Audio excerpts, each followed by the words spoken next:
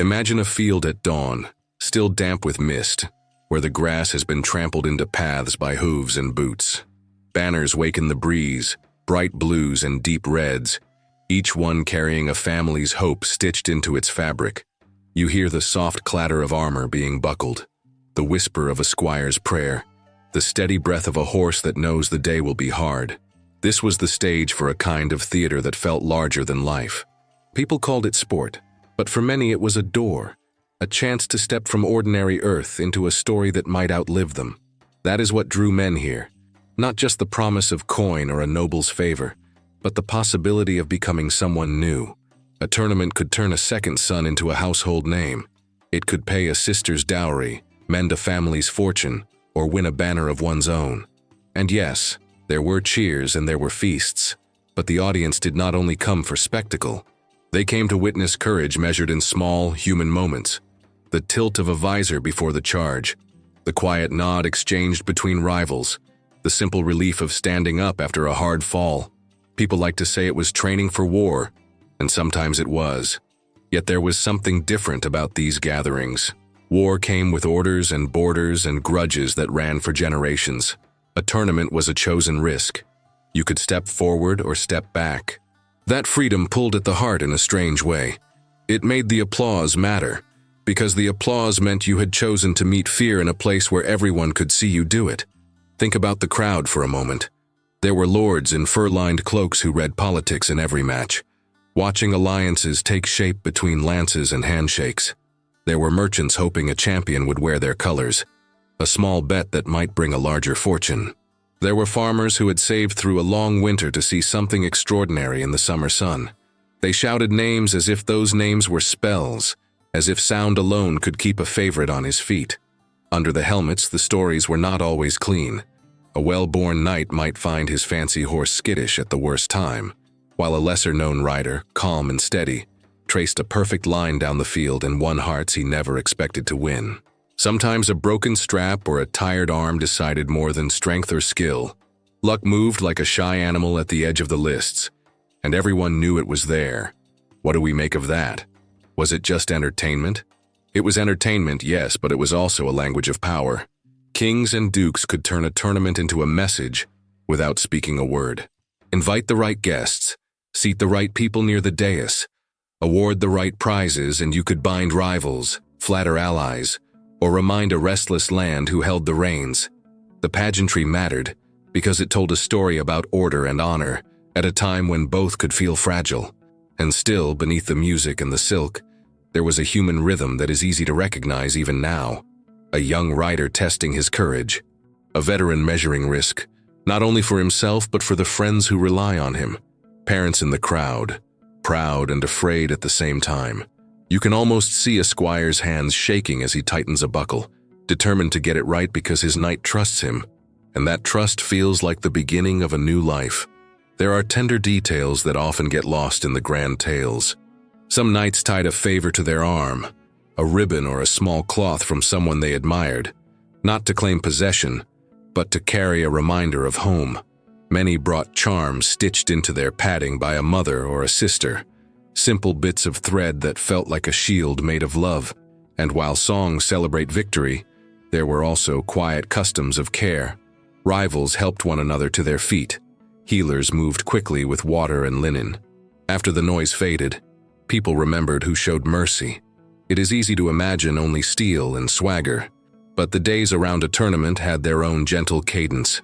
Markets bloomed like gardens. Children learned new words as they watched foreign banners arrive. Travelers swapped stories by lantern light about a champion in a distant county who won with patience rather than force, or a host who fed the poor as generously as he paid the winners. For many, that was the heart of it, a shared moment where a whole community came close enough to see itself reflected in a single bright field. So when we ask why someone would risk so much for applause, perhaps the answer is that applause was never just noise. It was recognition. It said, "We see you." It said, "For this hour, you are part of something that will be remembered."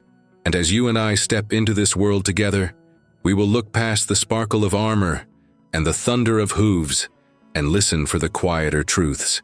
The tournaments were not only about blows and prizes, They were about belonging, ambition, and the delicate balance between honor promised and honor earned. If you love stories that bring the past close enough to touch, stay with me. There is so much to uncover about these gatherings that shaped reputations, stirred rivalries, and whispered to people that courage could be learned, not just born. And if you want more journeys like this one, show your support and subscribe to the Medieval Archives. There is a whole road ahead, and this is just the first turn.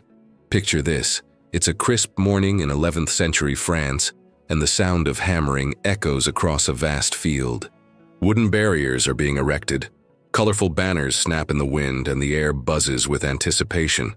What started as simple military training exercises had transformed into something far more extraordinary: the medieval tournament. These weren't just games. They were theater, politics, and survival all rolled into one spectacular event. When knights first began gathering to practice their combat skills in controlled environments, nobody could have predicted that these training sessions would evolve into the most captivating entertainment the medieval world had ever seen. The nobility became absolutely obsessed. Lords would travel hundreds of miles to witness these contests, bringing entire households with them. What had begun as practical preparation for warfare had morphed into a cultural phenomenon that would define an entire era of European society. But here's where our story takes a deeply human turn. Let me tell you about Sir Gawain of Brittany, not the legendary figure from Arthurian tales, but a real man whose story reveals the beating heart of these tournaments. Gawain wasn't born to wealth or privilege. He was what we might call minor nobility, a knight with a title but precious little else. His family's lands were small, his coffers nearly empty, and he faced a problem that would resonate with anyone who's ever worried about providing for their loved ones. His sister needed a dowry to marry, and without it, she would remain unmarried and dependent on the family forever. So Gawain made a decision that would define his life. He would enter the tournament circuit. Tournament after tournament, he rode into the lists. Each time, he risked everything: his horse, his armor, his weapons, and quite literally his life. In those days, the stakes were real. Winners claimed the losers' equipment, and a single victory could mean the difference between prosperity and poverty. Fight after fight, Gawain proved himself. He developed a reputation for skill and determination that drew crowds wherever he competed. The roar of spectators became the soundtrack to his existence as he slowly, methodically earned enough prize money and captured enough equipment to build a small fortune. By his 12th tournament, Gawain had finally accumulated enough wealth to provide his sister's dowry. One more victory, and he could retire from the dangerous world of tournament competition. But fate, as it often does, had other plans. His final opponent was a count, a man of considerably higher social standing, who had grown accustomed to winning through any means necessary. This wasn't just about martial skill, it was about honor, class, and the complex social dynamics that governed medieval life. The details of their encounter have been passed down through chronicles and songs, growing more elaborate with each telling. What we know for certain is that their combat became the stuff of legend, a perfect storm of skill, desperation, and the kind of dramatic tension that medieval audiences craved. The fascinating duality of these events becomes clear when we look beyond the spectacle. To the crowds gathered in the wooden stands, these knights were indeed gods of war, superhuman figures clad in gleaming steel, mounted on magnificent war horses, embodying every ideal of chivalry and martial prowess that medieval society held dear. But strip away the pageantry, and you find ordinary men with extraordinary pressures. They were fighting not just for glory, but for their next meal, for their family's security, for the chance to climb even one rung higher on the social ladder. Behind every heroic charge was a man calculating whether he could afford to lose his horse, whether his armor could withstand another powerful blow, whether this might be the day his luck finally ran out. The tournaments created this incredible theater where raw human need and soaring ideals met in a collision of wood, steel, and flesh. Spectators saw courage and honor. Participants felt fear and desperation mixed with the intoxicating possibility of transformation. This is what made the medieval tournament so much more than mere entertainment. It was a mirror reflecting every contradiction of its age. The gap between rich and poor, the tension between Christian ideals and violent reality, the human desire to transcend ordinary life through extraordinary deeds. And in fields across Europe, season after season, these dramas played out, creating legends that would echo through the centuries and shaping our understanding of what it meant to be a knight in the age of chivalry. Now you might think that with all this talk of chivalry and honor, medieval tournaments were bastions of noble conduct. But here's where our story takes a darker, more human turn. Because wherever there's glory to be won and money to be made, there's always someone willing to bend the rules. Let me tell you about Henry of Lancaster. Not the famous duke you might know from history books, but a tournament champion whose name became synonymous with both triumph and tragedy. Henry was everything a medieval knight was supposed to be. Skilled with sword and lance, courteous to ladies, generous to his followers. He had won tournament after tournament across England and France, building a reputation that drew crowds wherever he competed. But success, as we often discover, can be a double-edged sword. Henry's dominance on the tournament field had made him wealthy, respected, and unfortunately for him, deeply resented by some of his rivals. When you're consistently defeating men whose pride runs as deep as their noble bloodlines, you're bound to make enemies. The accusation came after a tournament in northern France, where Henry had once again emerged victorious. His opponent's magnificent destrier, that's the heavy warhorse knights rode in combat, had collapsed suddenly during their joust, throwing its rider and ending the match in Henry's favor. What should have been just another victory became the beginning of his downfall. Whispers began almost immediately. The fallen horse had shown signs of illness that some claimed were too convenient, too perfectly timed. Before long, those whispers became accusations, and those accusations became a formal charge that would destroy everything Henry had built. He was accused of poisoning his rival's horse. Think about the weight of such an accusation in a world where honor meant everything. This wasn't just about cheating in a game. It was about violating the very foundation of knightly conduct. It struck at the heart of everything tournaments were supposed to represent. The evidence was circumstantial at best. A stable hand claimed to have seen Henry near the horse stalls the night before. Another witness swore he had seen something suspicious in Henry's saddlebags.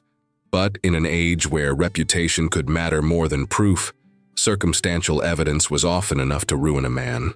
Henry protested his innocence with the passion of someone who knew his entire world was crumbling around him.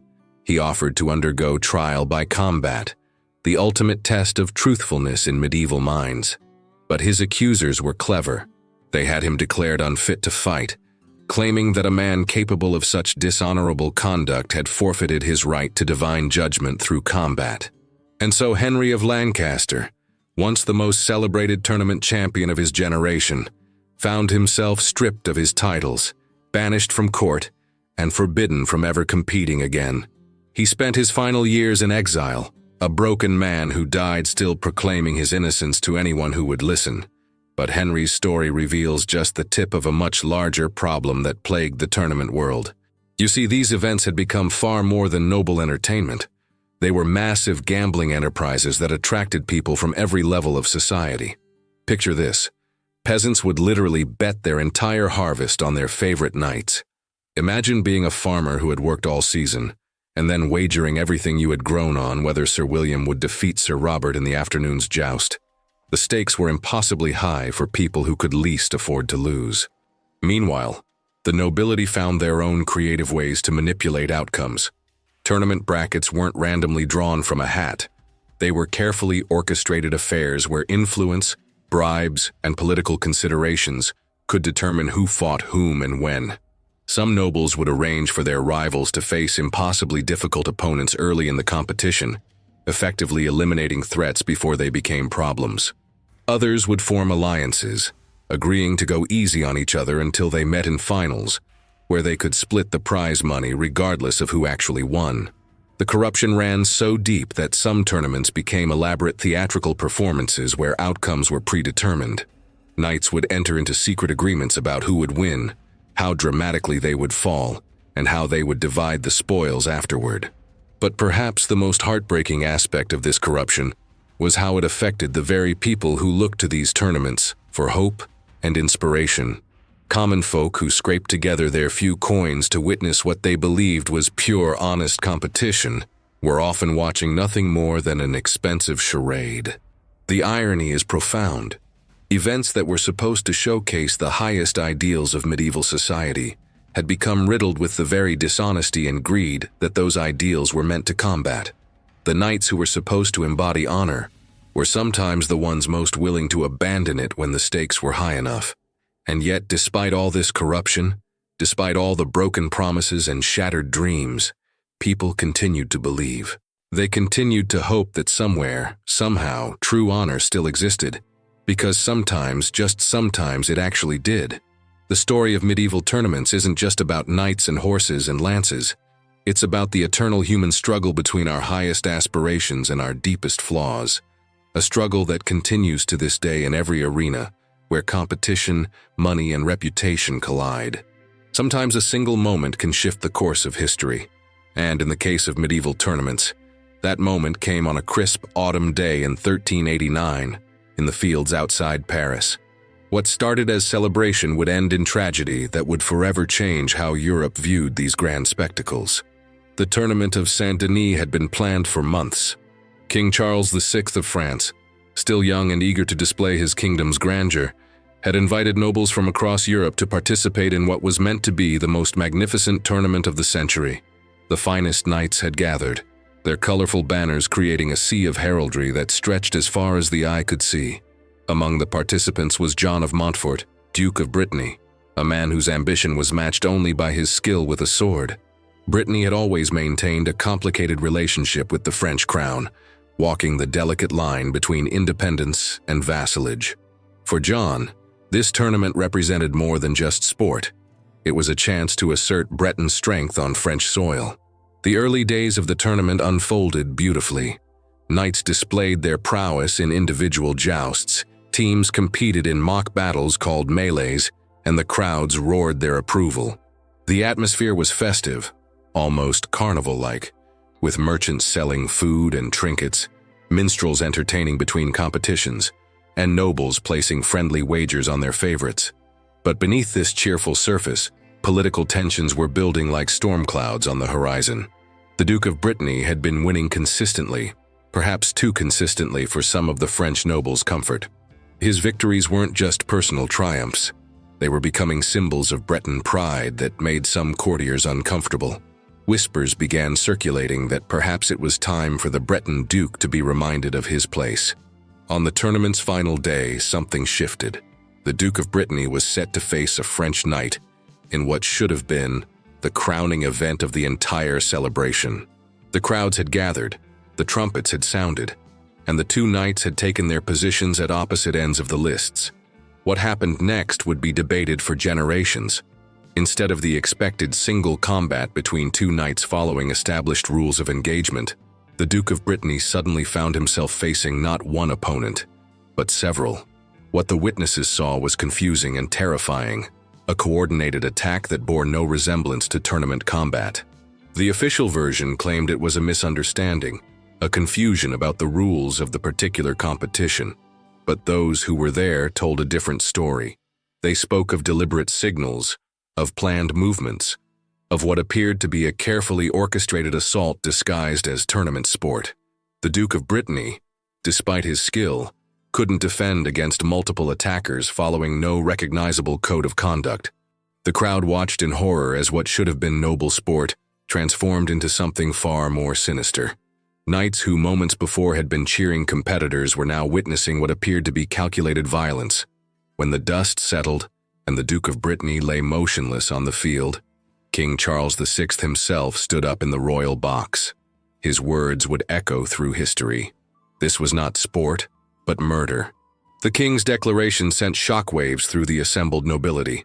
If the monarch himself was calling a tournament event murder, then something fundamental had broken down in the very system that was supposed to govern these competitions.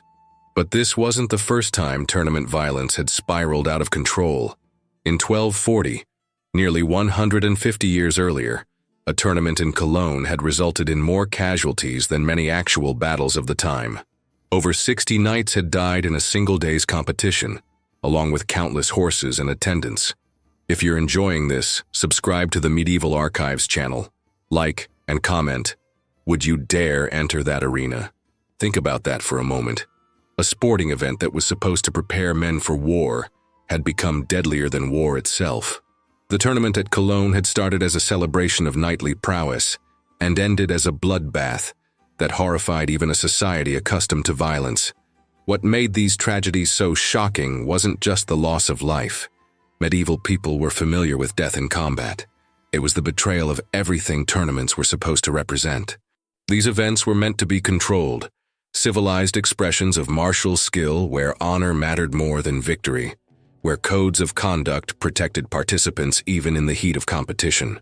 When those protections failed, when tournaments became indistinguishable from actual warfare, they lost their essential character.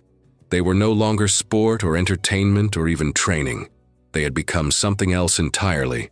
The aftermath of the Paris tournament sent ripples throughout European society. Nobles began questioning whether these events had grown too large, too political, too dangerous to continue. The Church, which had always been skeptical of tournaments, found new ammunition for their arguments against what they saw as sanctified violence. More importantly, the common people who had looked to tournaments as symbols of order and chivalry began to lose faith. If knights couldn't maintain honor even in sport, what did that say about their fitness to rule and protect society? The tragedy at Paris marked a turning point in how medieval society viewed these spectacular competitions. What had once seemed like harmless entertainment now carried the weight of political consequence and moral judgment. The question that haunted observers then, and might haunt us today, was simple but profound. When does competition become conflict? When does sport become war? And once that line is crossed, can it ever be uncrossed? The Duke of Brittany's fate had shown that sometimes the stakes of a game could be higher than anyone imagined.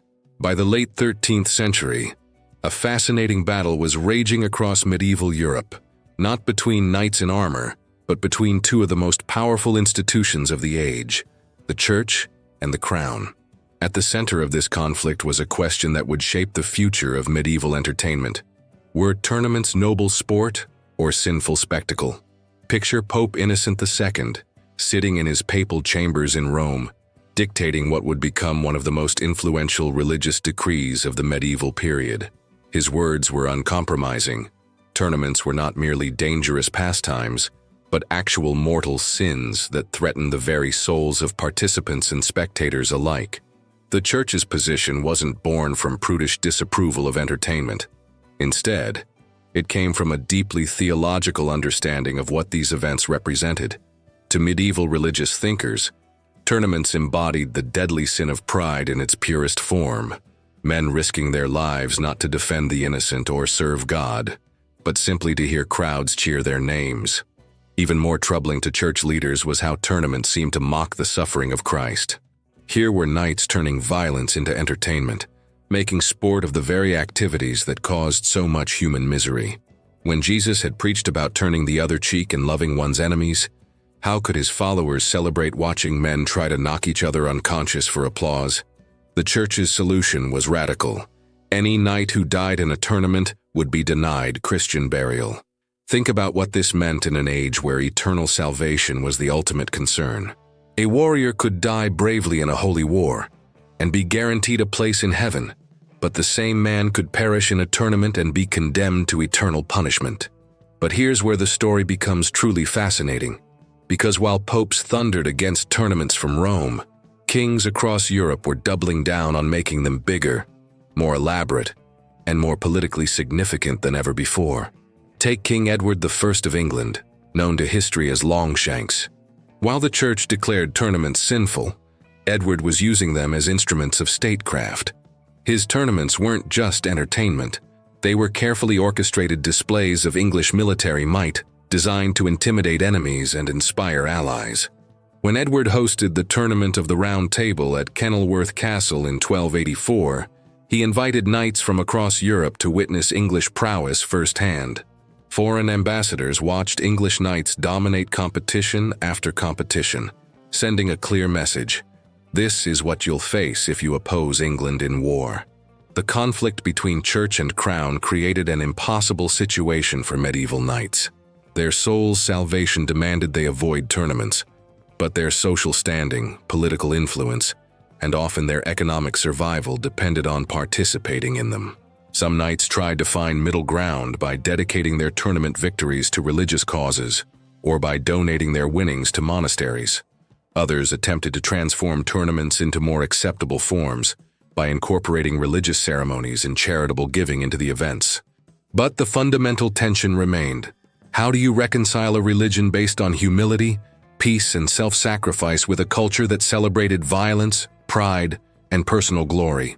The Church's campaign against tournaments reveals something fascinating about medieval society's relationship with violence. Religious leaders understood that tournaments weren't preparing knights for war, they were making war more appealing. By turning combat into entertainment, tournaments were essentially advertising the very activities that caused so much suffering in medieval life. This brings us to a question that might feel surprisingly familiar. Why are we so drawn to violent entertainment? The same psychological forces that packed medieval tournament stands are still at work today. We've traded knights in armor for athletes in cages, but the fundamental appeal remains unchanged. Consider how Roman gladiatorial games evolved into modern combat sports. The Colosseum's sand-covered arena became the octagon's canvas-covered mat, but spectators still gather to watch trained fighters test themselves against each other in controlled but genuine combat. The difference, perhaps, is in how we frame these competitions. Modern combat sports emphasize athleticism, skill development, and personal achievement rather than social hierarchy or political power. Athletes compete for purses and titles, rather than to demonstrate their worthiness to rule others. But the Church's medieval critique still resonates. What does our entertainment say about our values? When we cheer for competitors to inflict punishment on each other, even in controlled environments, are we celebrating human excellence or indulging darker impulses? Medieval tournaments eventually faded not because the Church finally won its battle against them, but because military technology made their original purpose obsolete. Gunpowder weapons changed warfare so fundamentally that armored knights became relics of the past rather than the future of combat. The last great tournament was held by King Henry II of France in 1559, and ironically, it ended in exactly the kind of tragedy the Church had long predicted. Henry himself was mortally wounded when a lance shattered and drove splinters through his helmet's visor. His death effectively ended the tournament era, not through moral persuasion, but through royal decree born of royal grief. Yet the questions raised by that centuries-long conflict between church and crown remain with us today. How do we balance our fascination with competition and conflict against our deeper values of compassion and community? How do we enjoy the spectacle of human struggle without losing sight of human dignity? Medieval tournaments may have ended, but the conversation they started about entertainment, violence, and what it means to be civilized continues in every arena, stadium, and screen where we gather to watch people compete. The Church may have called tournaments a charade, but perhaps they were really a mirror, reflecting both our highest aspirations and our most troubling impulses back at us in ways we're still learning to understand. And so we reach the end of our journey through the world of medieval tournaments, a world that vanished centuries ago, but left behind lessons that echo through every stadium, arena, and screen where we gather to watch human drama unfold. The tournaments are gone now. The wooden stands have rotted away, the colorful banners have faded to dust, and the thunder of hoofbeats has been replaced by the quiet whisper of wind across empty fields. But their story lives on because it's really our story, the eternal human tale of ambition and honor, of dreams and consequences, of the prices we're willing to pay for glory. Think about Sir Gawain, fighting tournament after tournament to secure his sister's future, each victory bringing him closer to his goal while pushing him deeper into danger. Think about Henry of Lancaster, whose reputation crumbled on whispered accusations he could never disprove. Think about the Duke of Brittany, whose final joust became a political statement written in blood. These weren't mythical heroes from fairy tales. They were real people facing real choices, just like us. They wanted recognition, security, and respect. They struggled with financial pressures, family obligations, and social expectations. They made mistakes, took risks, and sometimes paid prices they never anticipated. The tournaments disappeared, but their central lesson remains as relevant today as it was 700 years ago. Wherever there's spectacle, there's always a cost. Every moment of glory demands something in return, whether it's the athlete risking injury for championship gold, the performer sacrificing privacy for fame, or the competitor trading years of their life for a chance at greatness. But here's the deeper question that medieval tournaments pose to us across the centuries. When we watch these spectacles, what are we really seeing? Are we celebrating the hero, the shining figure who embodies our highest ideals of courage, skill, and determination? Or are we glimpsing the human being beneath the armor, someone with fears, doubts, and vulnerabilities, just like our own? The medieval crowd cheering in the tournament stands faced the same choice we face every time we become spectators to human competition. We can see only the performance, the polished surface that's designed to inspire and entertain, or we can try to understand the whole person, the sacrifices they've made, the pressures they face, the complex mix of motives that drives them to step into that arena. The knights knew this tension well. They understood that every time they lowered their visors and spurred their horses forward, they were becoming characters in other people's stories. The crowd needed heroes and villains, winners and losers, clear narratives that made sense of the beautiful chaos of human competition. But when the day was done and the crowds had gone home, the knights had to remove their helmets and face themselves in the mirror. They had to live with the choices they'd made, the risks they'd taken, the people they'd hurt or helped along the way. This is the gift that medieval tournaments give to us, not just thrilling stories of courage and combat, but a deeper understanding of what it means to perform our humanity in public spaces. They remind us that every spectacle involves real people with real stakes, and that our role as observers carries its own responsibilities. When we choose to watch, we become part of the story. Our cheers and our silence, our admiration and our criticism, our willingness to see complexity rather than just spectacle. All of these shape the world we create together. The medieval tournament may have ended with King Henry's tragic death in 1559, but the questions it raised about entertainment, violence, honor, and human nature continue to evolve with us. In every arena where people compete for our attention, we're still deciding whether to applaud the performance or seek to understand the performer. So the next time you find yourself watching any kind of human competition, whether it's sports, politics, entertainment, or even the smaller contests that play out in our daily lives, remember the knights. Remember that behind every performance is a person, behind every victory is a story of struggle, and behind every spectacle is a choice about what kind of audience we want to be. The tournaments taught us that there's always a price for glory, but they also taught us that sometimes the most important victory isn't winning the competition, it's maintaining your humanity while everyone is watching. If you've enjoyed this journey into the medieval world and want to explore more fascinating stories from history, I'd love to have you join our community here at the Medieval Archives. Hit that like button if this story resonated with you, share it with someone who loves history as much as you do, and subscribe to discover more untold tales from the past that still speak to our present. Because history isn't just about what happened long ago. It's about understanding the timeless patterns of human experience that connect us across the centuries. And there are so many more stories waiting to be told.